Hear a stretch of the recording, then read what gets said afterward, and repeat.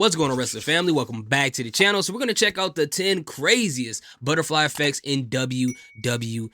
So I love these type of videos because it's just so crazy to think about the fact that changing the smallest detail and the smallest thing can change the whole trajectory of anything in this world, specifically in this video, WWE and the pro wrestling industry as we know it. So sometimes my brain goes down these rabbit holes really quick and I blame it on early YouTube with all this different conspiracy theories and science and all that stuff like that. I think about alternate universes and I think about different timelines. Like for instance, since we got the Yes Movement, which was amazing, which was fantastic, you had to be there. You just had to. It makes you wonder if in a different timeline, if they had WWE, if they did not get the Yes Movement, what did they get in its place? Did they get something from a superstar we never thought of and it was better than the Yes Movement, which I highly doubt? Did they go with Batista and the crowd burned down WWE? I don't know, but it makes you think about those type of things. But I'm going to slow down because this is not the Joe Rogan podcast, even though I would love to make the money Joe Rogan makes, but that's not what we're talking about here. But before we get started, do me a favor, hit that subscribe button. Let's check this out. The butterfly effect is the idea that small and somewhat trivial events may ultimately result in major consequences. When it comes to pro wrestling, specifically WWE, there are numerous moments that have altered the trajectory of the company forever. And if they never happened, then it's hard to know and accurately assess the future direction of WWE. Join us now as WrestleMania looks at 10 of the craziest WWE butterfly effect moments. Be sure to subscribe and hit that notification bell for daily wrestling videos and follow us on Facebook for exclusive lists. Number 10, CM Punk doesn't walk out of WWE. That's a good one. In 2014, CM Punk shocked the wrestling world by walking out of WWE. He was frustrated with the system and he needed to escape the WWE bubble as it was doing him no favors whatsoever. Punk's departure sent shockwaves throughout WWE, and before Punk left, he was set to be in one of the top matches at WrestleMania 30 against Triple H. Punk leaving meant that WWE had to drastically move around the card, and Punk leaving ultimately resulted in Daniel Bryan getting his much-deserved moment in the main event. Triple H would now face Bryan, with the winner being added to the Batista vs Randy Orton WWE title main event, and finally Bryan's planned match versus Sheamus would be cancelled completely. If Punk doesn't leave WWE in 2014 and decides to stick it out, does Bryan ever get his moment? Does Punk eventually leave the company even more disgruntled? Does Punk run himself into the ground to such an extent where he causes irreversible damage? It's a crazy alternative timeline. Number 9. It's crazy to still think about the fact of the Yes Movement not existing. And the fact that, CM Punk being the person that based upon his decision could have changed that and changed the trajectory of Daniel Bryan's career in WWE. That is just wild to think about. Now, as far as CM Punk himself, if he would have stayed in WWE a little bit longer, it just makes you wonder, because we already know that he was disgruntled, he was crashing out here and there. How much more upset would he have been staying with that company? Would he have been ultra instinct level of crashing out? In the video that we saw with him having the whole kerfuffle in AEW, would we have gotten a backstage video of him doing that in WWE? And what if he done it to Triple H? That would have been irreparable damage. And what if that happens and then in the future, Triple H doesn't forgive him, so then we don't get CM Punk back at Survivor Series last year, then we don't get this feud between him and Drew McIntyre. It is just crazy to think about. And it also makes you wonder, like with Triple H, how is he able to be so, I guess, forgiving of certain things? I want somebody to interview him and ask him that, because I would really love to know. But the fact that people's career can be in the hands of one person depending on their attitude and stuff like that is really wild when you think about that. The planned finish at WrestleMania 30 goes ahead. The Divas title was defended for the first time at WrestleMania 30 when AJ Lee defended the title in a multi-women match. The original scripted finish was supposed to see AJ make Naomi tap out by cheating. It was reported that AJ would grab Naomi's hand and make Naomi tap out in that manner. This would have then allowed the feud to continue and for WWE to build to a huge AJ vs Naomi pay-per-view match. The issue was that Naomi ended up actually tapping with her free hand, meaning that it looked like a legitimate win. Naomi had no legitimate reason to seek a rematch, and as a result, this would have had a knock-on effect that would alter the women's division forever. Paige would then be called up to the main roster and would be booked to instantly defeat AJ on Raw after WrestleMania. Additionally, now that Paige was on the main roster, a planned Paige vs Charlotte Flair feud in NXT was cancelled, and instead Flair would take on Natalya. This all-time classic NXT match resulted in Flair gaining a mass surge of momentum, and this was a match that propelled her into the contention for being one of the strongest female stars in the company. Therefore, if the botch didn't go down at WrestleMania 30, Paige isn't called up, Flair doesn't receive her breakout moment, and ultimately, this could have hindered the presentation of the women's division for many years to come. Number 8. You know what else it makes you wonder too, really quick? When these botches and these weird things happen and change the trajectory of someone's career in a positive way, what does the person who was like scheduled to have something big happen think until this point? Like, are they still upset about that? It just makes you wonder. Mark Henry breaks the streak. There have been countless times over the years where WWE have made plans to end the streak. Even though the legendary streak was eventually conquered by Brock Lesnar in 2014, WWE put the wheels in motion for numerous wrestlers to get a huge boost by defeating The Undertaker, and in 2006, it looked like it was going to be Mark Henry. According to WWE executive Bruce Pritchard on his podcast, WWE were going to proceed with Henry breaking the streak. However, as WWE got closer to WrestleMania 22, Vince McMahon got cold feet. Now, if Vince followed through on this move, then it would have changed everything. Henry would have emerged as WWE's top heel at the time, where he probably wasn't ready for the role. The Undertaker's matches against the likes of Shawn Michaels, CM Punk, and eventually Brock Lesnar wouldn't have had the streak element attached, and there's no telling if these matches would have even taken place if the streak was no longer a marketing tool. Number 7. Finn Balor doesn't get injured. WWE had grand plans for the launch of the Universal title in 2016. I do not like that, They would though. make Finn Balor the inaugural champion, and the idea was that Balor would be the face of Raw. The plan was for Balor to enter into a feud with Kevin Owens, and then the belief was that Balor would be thrown into the middle of a red-hot Owens and Chris Jericho storyline. Obviously, Balor got hurt, and he was subsequently forced to surrender the title after a lousy 24 hours. But what would have happened if Balor didn't get injured? How would he have been presented? If Balor doesn't get hurt, Owens never becomes Universal Champion a few weeks later, and this also means that Goldberg likely doesn't win the title in early 2017. It would only be logical that Balor walks into WrestleMania 30 as Universal Champion against a top heel on Raw, and this leads to Goldberg and Brock Lesnar finishing their story without the Universal title attached to it. Number 6, Kevin Owens. Yeah, I honestly would have preferred that, with Finn Balor having a decent run and then have a match possibly against someone like Seth Rollins at WrestleMania. I would have rather see that happen as opposed to what happened. And I have nothing against Kevin Owens. I'm a big fan of his. Been a fan of his since he was Kevin Steen. But just looking at, Finn Balor, like, given what he's gotten up until this point, he deserved that. He deserves that, man. Doesn't drop the Universal title.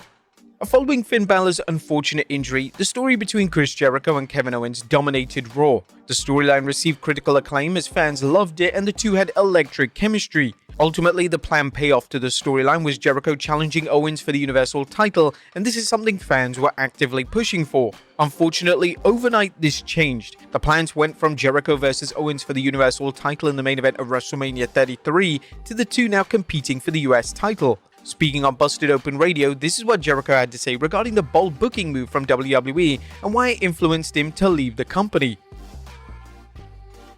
If WWE gave Jericho the match everyone wanted, then there's no doubt about it, Jericho doesn't leave WWE. Additionally, we all know that this booking move influenced Jericho to sign for AEW, and with AEW unable to attract the multi-time former WWE World Champion, is the startup of AEW such a monumental success? It's a very interesting theory to think about. Number 5. Yeah, so I already kind of know what that quote was saying. He was basically saying that him versus Kevin Owens, one of the, if not the biggest storylines that are being built up, should have been the main event and for that title. I didn't have to read it because I think I read it before in a previous article somewhere. And I skimmed through it so I can kind of tell where he was going with that. But that whole dynamic between them being friends and building up to this feud, that would have been cinema. That would have been amazing. So it was already weird at that time that they didn't go into that direction, but now that I know why they did that, it's kind of crazy. It just kind of makes you look at creative at that time like, all right, bro, you guys don't like doing stuff that's great, huh? John Cena doesn't rap for Stephanie McMahon. Yeah. Imagine a world in which John Cena is released in 2002. Well, it actually almost happened. After a strong start to his WWE career, Cena was lingering. So here's the thing.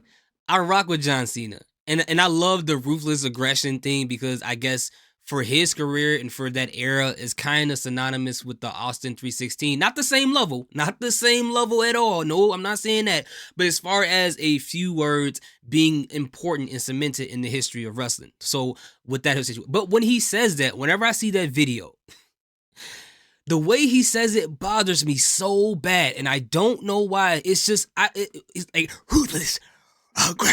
Like doing all of that, I'm just like, bro, but hey, you know, he did what he had to do and he got where he's at. So what can I say? But it's still just something about that. It just bothers me, bro. Going around with nothing to do. I know Cena was petty, on the man. chopping block, Ignore and according to Cena, it seemed inevitable that he was going to be cut. However, this would all change when Stephanie McMahon overheard Cena freestyling, and when McMahon asked Cena if he would be interested in bringing the character to TV, the rest was history. Cena would get so immensely over with the character that just a few days later, they would make the call to make Cena the face of the entire company. What would have happened if McMahon had never heard Cena rap? Well, the release would have gone ahead and WWE would never find their next top guy. Who would have taken on Cena's role as the next face of the company, and who would have carried the WWE throughout the PG era? That one rap was monumental in Cena's entire WWE career.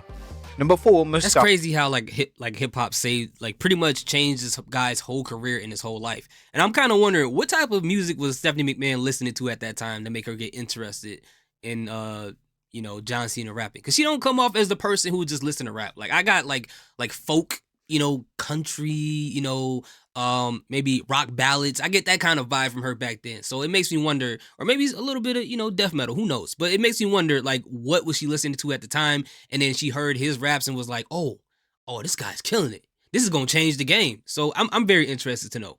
Mustafa Ali never gets hurt.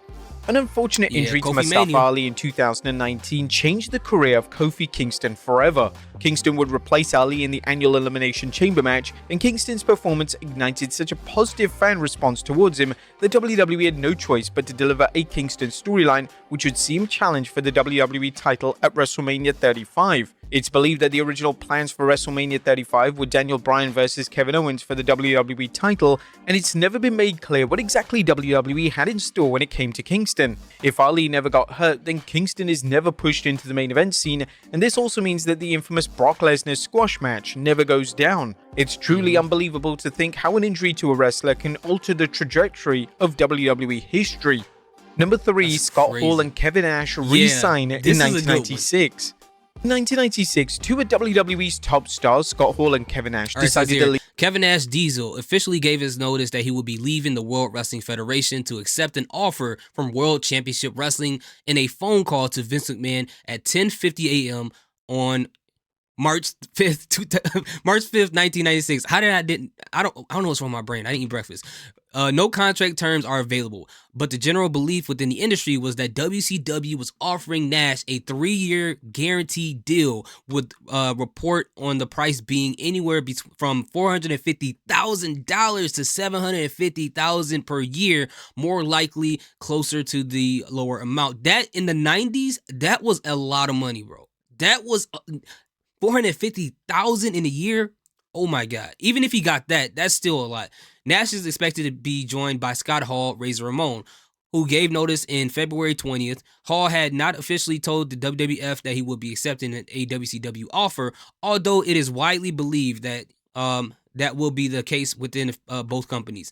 But that he was given notice to explore the possibilities elsewhere. I promise you guys, I can read, bro. I'm just tired right now. Leave the company. The two were happy to stay in WWE, yet WCW were offering a lucrative contract with guaranteed money for less dates, so it was no-brainer as far as they were concerned. The two leaving and signing for WCW would lead to the formation of the NWO alongside Hulk Hogan, and this would result in WCW becoming the hottest pro wrestling company in North America. What would have happened if Hall and Nash didn't jump ship? The NWO would have never existed, and WCW would have never had their major boom. Also, if WCW remained in the same established position, then WWE would have been less inclined to introduce an edgier product and usher in the Attitude Era. Additionally, if Hall and Nash re-signed with WWE in 96, then the infamous curtain call never goes down. If the curtain call doesn't happen, Triple H wins the annual King of the Ring, and Stone Cold Steve Austin never delivers the iconic Austin 316 promo. Wow, this is an alternative timeline that would have had many twists and turns, and it would ultimately alter the WWE we know today. Number 2. Yeah, the other thing that they left out is that if the NWO does not form, then possibly the Bullet Club would never get formed, because the Bullet Club was inspired by NWO, even down to the point of doing Too Sweet. And if the Bullet Club never gets formed, what happens with Finn Balor? What happens with AJ Styles? What happens with the Good Brothers? What happened to Jay White, the Young Bucks, the Gorillas of Destiny? There's so many people that benefited being a part of the Bullet Club and changed the trajectory of their career, that you don't know where they would have been if that, that faction was not formed. So, dang, that is crazy. That is crazy how much that would affect it. And, saying the same thing with the King of the Ring thing, with Austin 316 happening, if that would have never happened, it's so crazy. It's so crazy how delicate certain decisions are and how they affect a lot of things. It's blowing my brain right now. Bret Hart doesn't jump ship to WCW. What would have happened if Bret Hart didn't jump ship to WCW in '97? Well, the almost obvious thing is that the Montreal Screwjob would have been avoided. The Montreal Screwjob is one of the most famous real-life events in pro wrestling history, and with this kayfabe-shattering event never taking place, where does this lead the world of kayfabe heading into the Attitude Era? Hart failing to jump ship to WCW in '97 also results in Hart being a key figure into WWE in the 2000s. Naturally, this would mean that Hart never wrestles Goldberg at '99's Starrcade event, and ultimately would have never had to retire. Hart would have then been able to have dream matches against the likes of Eddie Guerrero and Kurt Angle under the WWE banner. Dude, can you imagine a match between Bret Hart and Kurt Angle, or Bret Hart and Eddie Guerrero? That would have been those would have been classics. I'm going to say it now. I know it didn't happen. I'm going to say it now. Those would have been some classics. Wow, that would have been crazy. Hart himself would just... Goldberg, look what you took from us, man. Look what you took from us, bro. I know it was Bret Hart's decision to go to WCW, so that was the first stepping stone of it. But come on, Goldberg, you didn't have to do that to that man, bro. I know it was an accident, but you didn't have to do that to that man. That's how his career would have panned out, and during this incredible interview with Fightful, Hart predicts that he would have taken Pat Patterson's job in WWE. I was going to work in some facet of the office. I was actually under, if my memory serves me right, I think I was going to take Pat Patterson's job and work with the matches. Another notable butterfly effect in Hart leaving for WCW in '97 was the creation of the Mr. McMahon character. The evil Mr. McMahon character would have become a central antagonist on WWE TV following Survivor Series, so if Hart stays in the company in '97, does the Mr. McMahon character become a pivotal player on screen? If this never happens, this means that the McMahon versus Stone Cold rivalry that was arguably one of the reasons for WWE's boom period never even occurs. And number one, the Day One pay-per-view. Oh yeah, yep. WWE's first and only Day One pay-per-view was about to be headlined by Roman Reigns versus Brock Lesnar for the Universal title. According to reports at the time, the creative plans were for Lesnar to win the matchup and put a definitive end to Reigns' run as champion. Over the Raw brand, the multi-man WWE title match was set to feature Seth Rollins coming out on top and becoming the new WWE champion. When it was announced that Reigns had tested positive for COVID-19, this forced WWE to change the plans. Lesnar would be added to the title match and would end up winning the respective title, and WWE moved forward with a title versus title match between Lesnar and Reigns for the top billed match at WrestleMania 38. If Reigns didn't get COVID in 2022, then what exactly does the main event scene in WWE look like heading into WrestleMania 38? There's no way WWE will book a Reigns versus Lesnar match again for WrestleMania, so where does this leave two of WWE's biggest stars? Also, if Rollins walks into WrestleMania 38 as WWE Champion, does he still face a returning Cody Rhodes, or does Rhodes take on a different opponent? Another key butterfly effect moment here is Biggie. Biggie was WWE Champion coming into the show, and if Rollins wins the title, do WWE commit to booking a feud between Biggie and Rollins for the title heading into WrestleMania 38? If this is the case, then this means that Biggie doesn't go back to SmackDown and likely wouldn't have found himself in the infamous match which resulted in him breaking his neck. Crazy to think about, right? What do you guys think of these alternative realities? And the fact that, Cody Rhodes' first opponent when he came to WWE was Seth Rollins, and one of the main things I told my friend was like, yo, this is the perfect first feud for Cody Rhodes, and it was crazy. It was crazy. And the fact that Roman Reigns, his whole career as the tribal chief or as the head of the table, it's crazy to think about the fact, like, yo, if I was healthy around that time, this wouldn't even be where it was.